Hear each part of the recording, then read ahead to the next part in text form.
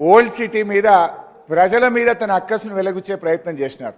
సిద్దిపేటలో కాంగ్రెస్ పార్టీ గెలవలేదనో, గజ్వేల్లో కాంగ్రెస్ గెలవలేదనో, ఒక్క నిమిషం, ఓల్డ్ సిటీలో గెలవలేదని ఆయన ఏమన్నారంటే బిల్లులు అక్కడ ప్రజలు కట్టలేదు అని అన్నారు. ఇది వాస్తవం కాదు.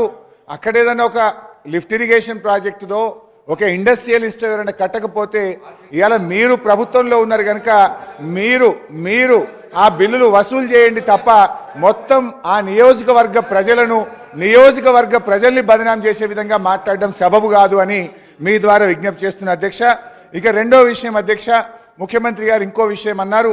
బీఆర్ఎస్ పార్టీ కాంగ్రెస్తో పొత్తు పెట్టుకుంది, తెలుగుదేశంతో పెట్టుకుంది, ఎంఐఎంతో పెట్టుకుందని అన్నారు అధ్యక్ష.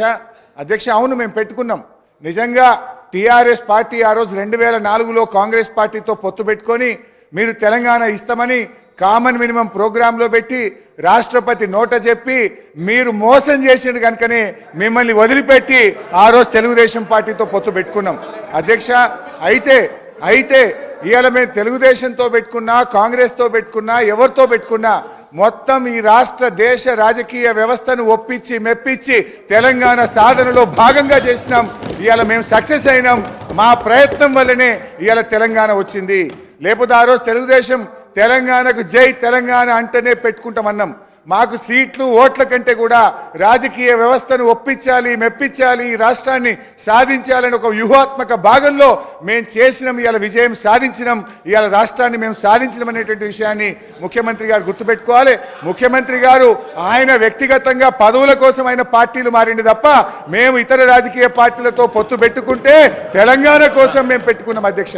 జూబ్లీ హిల్స్ ఎమ్మెల్యే గారిని కూడా జూబ్లీ హిల్స్ ఎమ్మెల్యే గారిని కూడా ఇవాళ అవమానపరిచినారు. జూబ్లీ హిల్స్ ప్రజలు, విజ్ఞులైనటువంటి ప్రజలు మా ఎమ్మెల్యే గోపీనాథ్ గారిని గెలిపిస్తే ఏదో ఎంఐఎం పోటీలో పెట్టడం వల్ల ఆయన గెలిచిండని జూబ్లీ హిల్స్ ప్రజల్ని అవమానపరిచే విధంగా జూబ్లీ హిల్స్ ఎమ్మెల్యే గారి పేరు కూడా తీసుకోలేదు. వారికి ఎందుకు వస్తారు? వివేకానంద గారు సార్, వారు తెలంగాణ వారి ఎలా గౌరవ సభ్యులు మాట్లాడుతూ సిద్దిపేట ప్రజలు బిల్లులు ఎక్కడ కూడా ప్రజలు అనే పదం రాలే ఉంటేదాన్ని తప్పకుండా మీరు ప్రజల పదం రాలే. ప్రజల ఒక నిమిషం సిద్దిపేట ప్రాంతానికి సంబంధించి వారు చెప్పినట్టుగా అది వాటర్ ప్రాజెక్టుదా ఇంకేదా ఆ డెఫినేషన్లో పోలేదు.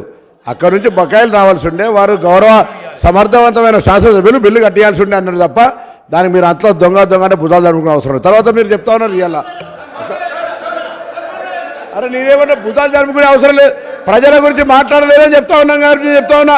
తర్వాత అధ్యక్ష ఇంకొక మాట, ఇలా తెలంగాణకు సంబంధించి చెప్తారు. తెలంగాణ కాంగ్రెస్ చేయకపోతే వాళ్ళు తెచ్చింది అధ్యక్ష. ఇలా తెలంగాణ తెస్తేనే మీరు 10 సంవత్సరాలు మంత్రులు.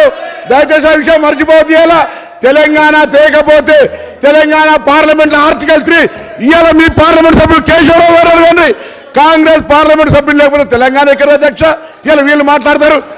ఆనాటి నాయకత్వం ఒకరని చెప్తానా, అన్పార్లమెంట్ అయితే తెలుగుతాం కానీ వీడికే ఏం రాకుండా పోయినా కూడా పార్లమెంట్లో తెలంగాణ బిల్ పాస్ అయిపోతే రాకపోతుంది అధ్యక్ష.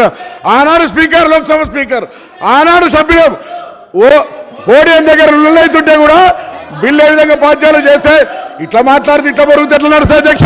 నేను అడుగుతా ఉన్నా, ఇలా బరాబరుగా కాంగ్రెస్ పార్టీ సోనియా గాంధీ గారి నాయకత్వంలో ఈ హౌస్ లో వాళ్ళ నాయకుడు చెప్పిండు సోనియా గాంధీ లేకపోతే తెలంగాణ వచ్చేది కాదు.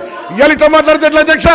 ఆనాడు ఉండే పరిస్థితి వల్ల మేము మళ్ళీ చెప్తున్నాం, మా రాజగోపాల్ రెడ్డి గారు, మా డాక్టర్ వివేక్ గారు, మేము ఆనాడు వాళ్ళ ఎంపీ కేశవరావు గారు, ఇలా శాసన మండలి చైర్మన్ సుఖాంజర్ రెడ్డి గారు కానీ పార్లమెంట్ సభ్యులం లేకపోతే ఎక్కడిది తెలంగాణ అధ్యక్ష? సోనియా గాంధీ గారు లేకపోతే అధ్యక్ష. ఇంకొకటి సబ్జెక్ట్ ఈ వేరు కాకుండా ఒకటి గౌరవ నేను జగదీశ్వర్ రెడ్డి గారు మంత్రి గారిని అడుగుతా ఉన్నా, 10 సంవత్సరాలలో ఎన్ని సంవత్సరాలు విద్యుత్ శాఖ మంత్రి కూడా తెలియదు అధ్యక్ష. కుసారు అయినా మెంబర్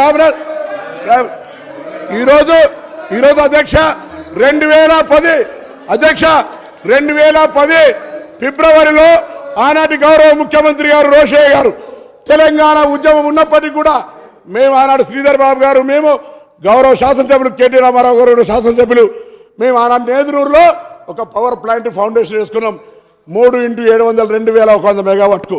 అధ్యక్ష నేను ఎందుకు చెప్తా ఉన్నానంటే ఆ పవర్ ప్లాంట్ ఫౌండేషన్ వేసుకున్నాం 2010లో. మేము పార్లమెంట్ సభ్యుని గ్యాస్ అలిగేషన్ రాలే, ముఖ్యమంత్రి గారు